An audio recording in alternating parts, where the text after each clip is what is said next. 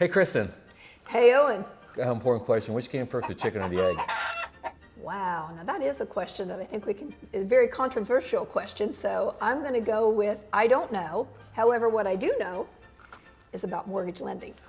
Yes, in buying a house and how important the chicken or the egg is to that process. Exactly, because in our world, it's more important to get the pre-qualification, to get the mortgage loan first. Right. In fact, I won't even show anybody a house without pre-qualification because I don't know if you're qualified to buy or not, and I can't take your word for it either. Yeah, I would say that probably gets a little tricky, Right. if you will. Yeah. So. Yeah. And so that's exactly what my job is. I mean, I'll take a customer and I will have them complete a mortgage loan application, and then from there, I will go in and I will pull their credit, and then I will actually take a look at the entire overall package, their income, what type of property they're planning on buying, that kind of stuff, and then I can look at their assets to determine, down payment, if they need down payment assistance, what type of program that they need. It's so important to have all of that information so that I can do a very well-researched pre-qualification for you. Awesome. I know back when, remember the newspapers? On Sunday you had the real estate section and they had all the lenders in there with their current rates? Yes, I do remember that. Okay. That's not anymore. That's not the way it goes anymore. Fannie and Freddie and all the entities have actually put in some loan level pricing adjustments. And so in order for us to really sit down and to actually develop a rate, there's so many factors that we have to know in order to throw out an interest rate. Basically, if I call around and say, hey, what's the rate today? You really can't tell me without knowing all the little moving pieces into that puzzle. That's exactly right. But you'd be amazed at how many people call and ask that question. I know. But but also once you get that rate established, you can lock that thing in though, right? I most certainly can. I can lock it in. So you guarantee that if the interest rates go up, you're okay. Exactly. So that's a good thing there. All right. So what all kind of things basically do they need does the customer need to bring in or tell you or upload to you to do that qualification? To do that, actually we're going to look at a 2-year work history, so it's very beneficial to have a current paycheck stub. And a job. And a job. Uh-huh. Yeah, it does. Yeah. And then we've also got, now we do have some programs where you don't even need a job, so. Well, there you go. And then we've also going to have W-2s. We're going to look at, make sure that you've got sufficient funds for the down payment, so we're going to look at bank statements, Right. a month's bank statements. And pretty much that kind of is just the basics, if you really want to just know the basics. Right. So I've heard this scam on TV where like once you do that hard credit pull, these people are being bombarded with, people calling. You've heard that too? To be honest with you, it's not technically a scam, it's a reality, and that's a sad thing because it's called trigger leads. Okay. And it's not our actual credit company or credit bureaus that we're utilizing.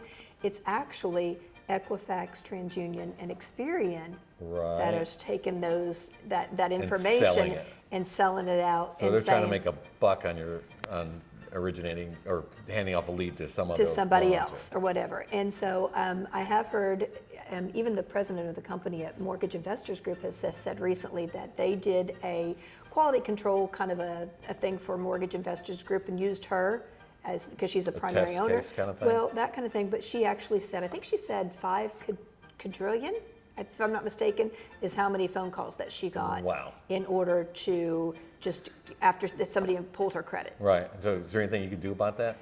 There is actually. I know that there is a lot of legislation. I mean, once that happened to her, she's on the MBA board of directors, so I know that there is the Mortgage Bankers Association. So she is absolutely, they are doing a major push. I think that they're actually introducing a bill so that they can eliminate that from happening, is one thing. And then in the meantime, we've got our old school way of doing things where you can actually access a website and opt out. Okay, so we're going to put that website in this video, and then people can just go to that website before they do anything and opt out of this. And so just they don't opt out. And I will caution you that usually people are talking it takes about 2 weeks in order for so it to do it ahead of time. So do it ahead of time, yeah. Gotcha.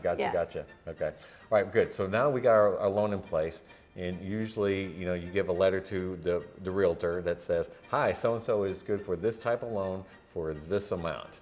Exactly. And that's the point where I, say, let's go looking for houses. Exactly. I was going to say, so once I hand that off to my customer or Right. the realtor, whichever, what are you going to do? What are you going to do So from I'm there? going to call that, the buyer and say, okay, what are you looking for in a house? What area do you like to be in? What town? That kind of thing. And, any other special considerations like, stairs. Nobody likes stairs. If you're older, you're not going to do stairs at all. Exactly. If you're a younger person, you really don't care. But, so you have to find these issues out. Some people want fancy stuff like a pool. You just got to find all these little, good things out. And I need to know on that pre-approval letter what kind of loan, because not all houses qualify for the same financing depending on the loan program. Correct. So there are a few little idiosyncrasies and stuff that we have to work through and stuff like Right. that. But And there's nothing worse than like when I have a listing and I see what the loan type is, and I know darn well the house I have listed won't qualify for that thing. That means that other agent hasn't done their job. I've seen that on occasion as well. Yeah. I'm impressed with the fact that you actually, you just don't start throwing different listings at people. You actually No, I sit down. screen them out. And you make sure. So I've already called the list out to stuff that I know that can qualify for that financing and meets the needs of that particular buyer. What an advantage. Yeah. Very yeah. nice. So, all right, so that's where I start. Okay, and then once you find that house, okay, or once they execute that contract, then what we do next is you send us a copy of it, and then we get the process started. We talk about, fine tuning that interest rate, getting it locked in for the amount of time that we need that's on the sales contract, Right. order the title work, and all that kind of good stuff. And behind the scenes, you're doing something too. Behind the scenes, there's a lot of stuff, going on. Well, first off, I need that pre-approval letter before I can write that offer to the seller, because the seller wants to know, can this deal happen? So Very important. You need that. But the other thing is, once behind the scenes, what's going on is we're doing all our inspections. Always do a home inspection. I don't care if it's a new construction, do that home inspection there. It's a good idea. And so we're doing that. Checking for termites. That kind of thing. But like I said, you're doing the title work with the title companies involved, and then the mean old appraiser from the bank has to go out. Well, no, he's not technically from the bank. He's from a third-party company. However, we do send an appraiser out. And they're not all mean. I know, And I know. They're all No. very qualified in their job. You know what? I have met very few appraisers that I have a problem with. Most of the time, if they have a question, they'll call me and say, can you tell me about this? Can you tell me about that? And I'm super nice to appraisers because I kind of count on them to making sure that the value's there in that house to make that deal, Right. go through. So most of the appraisers I've worked with over the years have been just, awesome. They do get a bad rap, but it's a protection for the lender, it's protection for the buyer, and that appraiser is also going to point out any deficiencies with some loan types too. Right, exactly. And they'll identify anything that they feel that is a safety issue or a hazard so Right. that they can get rectified before But- we close on the loan. They are not doing a home inspection. They are completely separate from They the are home inspection. completely separate.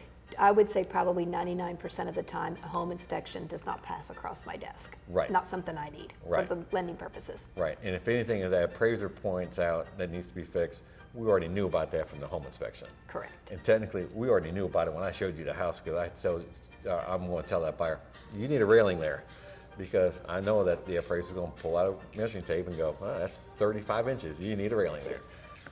Years of FHA. expertise. Yeah, so I'm going to head off that problem before it's a problem. Yeah, I wish all realtors had the same thought process as you, but that's So- why you pick a professional. That's true. And speaking of professionals, when the closing time comes around, you're ready to go. Absolutely, we are ready. I literally show up with my gift in hand and say, congratulations. Very good. So that's nice, because I know back 20 years ago, it'd be close to closing times, like, is the loan out of underwriting yet? Is it not underwriting yet? Is it not out of underwriting yet? And we're just, just biting our nails. And now it's like out of underwriting a day or two ahead of time, and mostly all ready to go. Yes, and the thing about it is too, is that they have put some, federal guidelines in place where we are required to give the customer a closing disclosure, the document that they will actually sign at closing. Right. That outlines every fee that was charged, all the money they've paid, So there's their no down excuse payment. for not knowing. There's no excuse. I mean, it's all right there. Now, we can make some little minor changes, like if you say, oh, I changed insurance companies, Right. things like that. We can do some of those minor modifications Sure. and stuff like Yeah. that. But for the the meat of the meat of the project is completely done. Right. And we just are waiting on a signature. Very good. At So closing. at closing, once everything's all signed, there's another, and I really shouldn't say scam. What did you call it earlier? Not service. I don't even remember what did I say. I don't know. But it's close to it's a scam. hassle. It's a hassle. So you get tons of letters in the mail that almost look like they're coming from MIG saying, send us $75 and we'll send a copy of your deed. Well, the title company is going to send that copy of the deed to you anyway. And if you ever wanted a copy of your deed, you just walk down to the courthouse and hand them like $3 or $4, and they will print you a copy of your deed. So And I can help a customer out with that too. I can get a copy of it for him too. and there you go. For free. So when you see those letters, ignore them and pitch them. And and there's so many other ones that come out too as well. They want to sell you insurance, Yeah. okay, mortgage insurance or whatever. And it really just is a basic life insurance policy. So it's like, you just would be amazed at I thought they outlawed ton of mail. mortgage insurance, or what they call that? Yeah, I thought they outlawed that. Still out there, huh? I don't know. I know that I see a lot of them. I see customers, and well, usually what I do is I tell a customer, I said, hey, take a quick snapshot of what it is. I'll tell you, text it to me. I said, I'll take trash or safe. So if I get something in the mail, my buyer gets something in the mail, they're not sure, they can just send it to you or send it to me, and we'll look at it and go, yeah, you can rip that up and throw it away. Trash. Very good. Delete. Delete. Very good. All right, I think we've got a pretty good handle on where to start on buying a house, and it starts with Kristen Lewis of Mortgage Investors Group. So if you have any questions, I'm Owen Poveda with RE/MAX Preferred Properties, and get with Kristen for your loan, get with me for your house, and we'll get you to And at a new MIG, place. we say, get pre-qualified. There you go. All right, thanks, Kristen. Thank you, Owen. All right, see you.